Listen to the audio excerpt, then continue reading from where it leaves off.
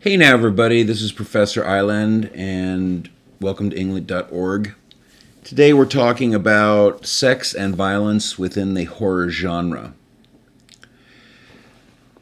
Understand that the origins of horror, if you remember the discussions about the origins of the Gothic, were related to religiosity and the conflict between what ought to have been happening, which would have been a moral existence, and what was happening, which was deemed to be an amoral existence. And of course, you cannot move into perceived immorality, especially within a religious context, without talking about sex and violence, and especially sex.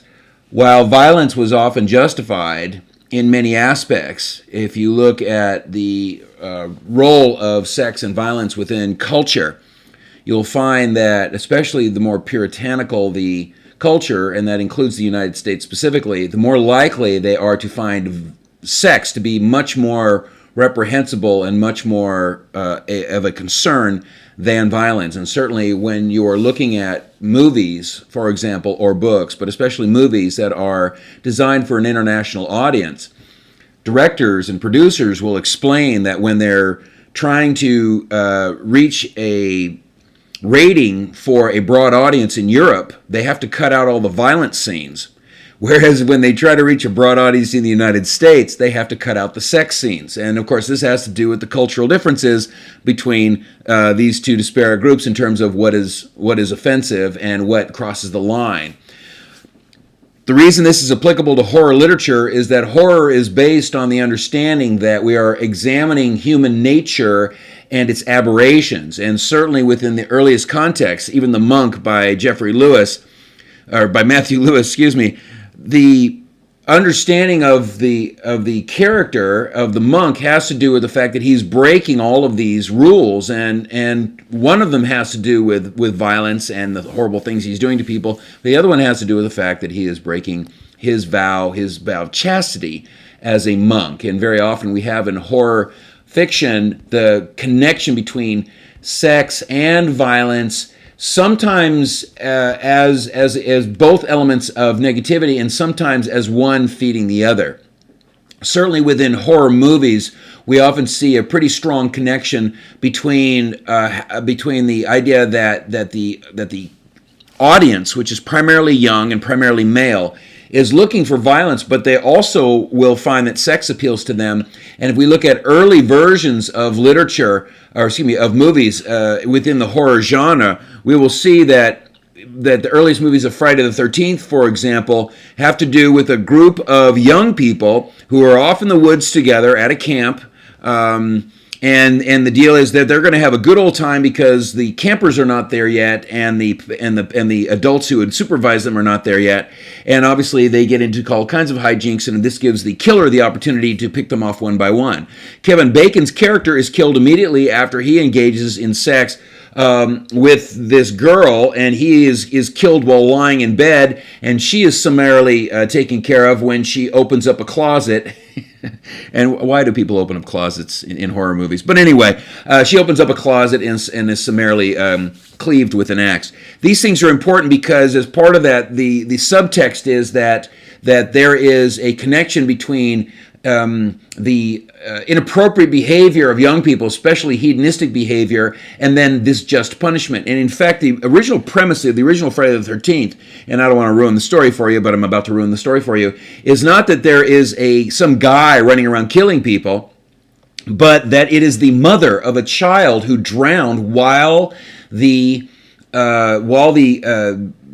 young people who should have been in charge of this camp, the camp counselors, were basically having a party and screwing around, both figuratively and literally. And so she is, from her perspective, from the killer's perspective, she is justifiably picking these people off one at a time while they're engaging in very similar behavior. This sense of morality is a very important aspect. And of course, if you think about the nature of much of horror literature, including, for example, Dracula, in which you have not only the aspect of the evil allure of the character, and the fact that the character is killing people, and so you have this sort of violence. We also have the sexual aspect of this, and the fact that the notion of sucking the blood out of somebody is akin to a sexual act, and it certainly would be considered to be a sensual act. And of course, if you look at the popular appropriation of this vampire motif, and we've turned it into a love story of sorts, in which the vampires and others within these things, or within these stories, are both engaging in violence, but also they are sexually alluring and sexually appealing, not only to each other, but also to their core audience, who now sees them as romantic figures. These things are not accidental. It has to do with the notion that the horror genre is exposing and examining what thrills us, what draws us, and what essentially is also linked in some ways to a certain level of naughtiness, of evil, of sin, depending on how you want to label it. And that notion of the bootleg, of the thing that you are kept from having, of that prohibition, makes that thing all that much sweeter. And I think it's Joan Fogarty who's basically made the connection that you take a glass of water and make it against the law, and then you see how good that water tastes. And it's that notion that by making something illegal, making that something immoral, making that something that you're not supposed to have, it makes that much more alluring. And of course, violence and sex are part of those things. And so we incorporate them into our horror movies, not just because the audience is generally young, not just because the audience is generally male, but also because the audience associates intrinsically, especially in particular populations, in particular cultures where these things are associated with morality, they associate sex and violence with those other aspects of breaking rules and breaking taboos. Certainly, you even get things that to the extreme, in where there was a movie right around the same time as Friday the 13th, which was called Mother's Day, in which you have these two guys who basically were killing women for the purposes of pleasing their mother, and you have these elements of pulling this Oedipal issue together but by the 1980s they're being much more graphically sexual, whereas with Psycho, one of the great horror movies, the motivation of the primary character is appeasing his mother, even though she's dead, and the balance between his horror at finding his mother with another man and his subsequent murder of them, but also how this is transcended into his beliefs about women and the fact that he needs to then punish beautiful women, and of course thus we end up with Janet Leigh in a very bad place.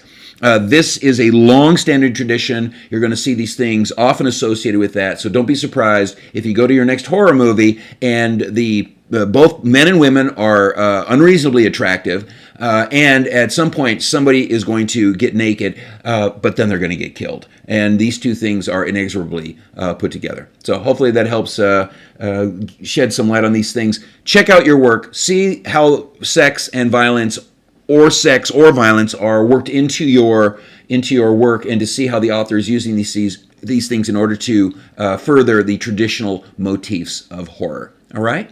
Stay in touch.